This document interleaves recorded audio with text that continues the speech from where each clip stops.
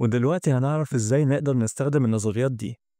أول طريقة هي من برنامج أدوبي إليستريتور، وبالتحديد في بانل اسمها Color Guide.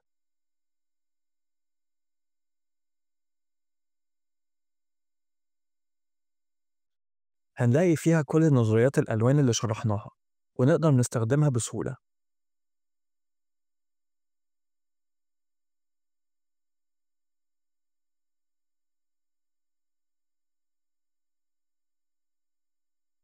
تاني طريقة هي ويب سايت اسمه Color، وده بالمناسبة تبع شركة أدوبي برضو.